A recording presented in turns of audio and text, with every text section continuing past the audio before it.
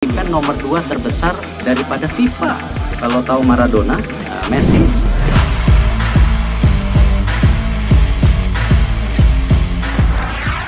Maraton tinjau venue Piala Dunia U20, Garuda Nusantara berpotensi hadapi negara ini.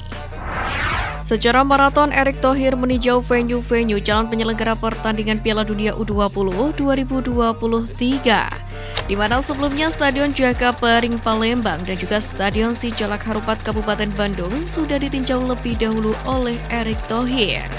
Setelah dua stadion itu, kemudian Ketua Panitia Penyelenggara Piala Dunia U20 2023 atau LOC, Erick Thohir memberikan catatan untuk Stadion Manahan Solo.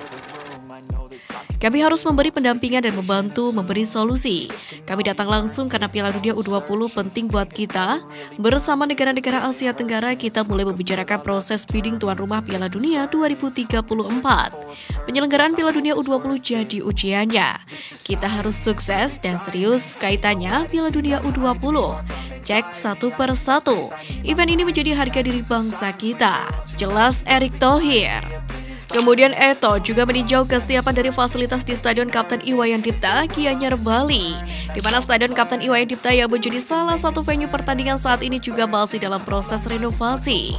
Namun tahap pengerjaan hampir tuntas.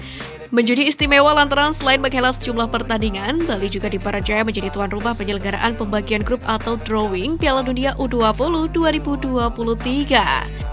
Acara tersebut rencananya akan digelar di Gedung Kasir Nawa, Taman Budaya Art Center Denpasar pada 31 Maret ini. Event awal ini secara simbolis membuka rangkaian hajatan Piala Dunia U20 di Indonesia. Kita berdoa bersama agar hasil undian Timnas Indonesia bagus. Kita berharap Timnas kita bisa berprestasi bagus di Piala Dunia U20.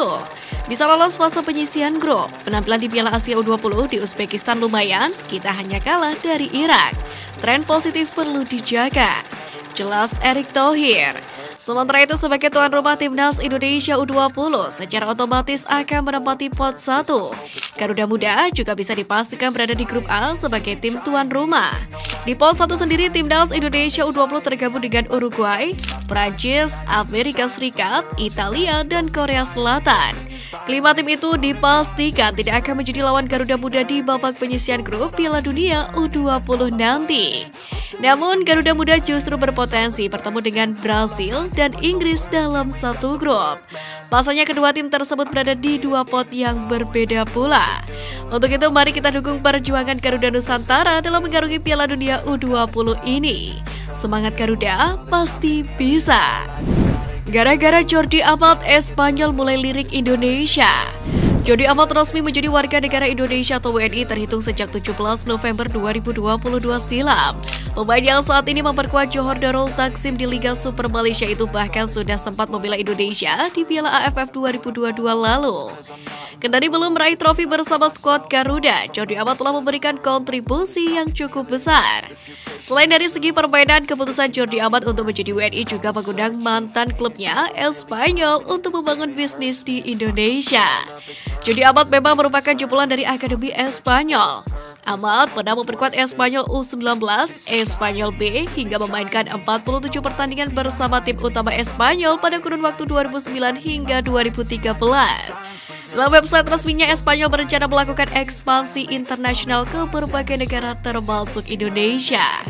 Klub rival sekota Barcelona itu menganggap jika sepak bola di negara Asia memiliki banyak potensi ekonomi dan sumber daya manusia. Sementara itu, salah satu langkah yang telah dilakukan untuk mendekatkan diri dengan masyarakat Indonesia, mantan klub Jordi Amat itu secara resmi telah meluncurkan akun Twitter baru berbahasa Indonesia bernama @rcdespanyol_id. RCD Espanyol merupakan klub Liga Spanyol pertama yang melihat potensi sepak bola Indonesia. Menurut mereka, ada banyak putra-putri Indonesia yang dapat memanfaatkan pengetahuan klub untuk meningkatkan keterampilan mereka dalam hal sepak bola. Dan akademi luar negeri seperti Espanyol akan membantu melakukan hal tersebut dengan nilai-nilai khas dari Espanyol. Untuk itu, semoga saja Espanyol benar-benar akan membangun bisnis di Indonesia dan akan membantu mengorbitkan pemain berbakat Indonesia ke level yang jauh lebih tinggi. Indra Syafri terima konsekuensi panggil pemain dari Liga 1. Gelandang Bayangkara FC ungkap menu TC jelang SEA Games Kamboja. Pelatih Timnas Indonesia U22 Indra Syafri mengungkapkan siap menerima konsekuensi dari klub BRI Liga 1 jelang persiapan SEA Games 2023. Masanya Indra Syafri bakal memanggil beberapa pemain untuk menjalani pemusatan latihan. Di tahap kedua ini pelatih asal Sumatera Barat itu kembali memanggil 17 pemain anyar untuk bergabung dengan 17 pemain bertahan. Mereka akan dilihat kemampuannya dari 10 sampai dengan 16 Maret mendatang. Untuk tahap ini sebagian besar pemain yang dipanggil berasal dari Liga 2. Hal itu tidak terlalu menjadi persoalan lantaran Liga 2 tidak berjalan alias dihentikan. Namun ia juga berpeluang untuk memanggil para pemain yang berada di BRI Liga 1 nantinya. Pendekatan itu pun membuat Indra tidak khawatir bahwa klub-klub akan marah saat pemainnya dipanggil ke Timnas Indonesia U22, mengingat dirinya sudah meminta izin. Kan itu gunanya komunikasi yang saya bangun kemarin. Siapa yang bisa dipanggil tanggal 1, siapa yang dipanggil tanggal 2. Karena apa? Karena saya sebagai pelatih yang menangani agenda yang bukan agenda resmi FIFA Matchday ya, kita harus menjalin komunikasi dengan klub, kata Indra Syafri. Sementara itu untuk mematangkan skuad jelang SEA Games Kamboja, pelatih Timnas Indonesia U22 Indra Syafri juga merencanakan 3 pertandingan uji coba. Rangkaian uji coba tersebut dijadwalkan akan bergulir pada April mendatang.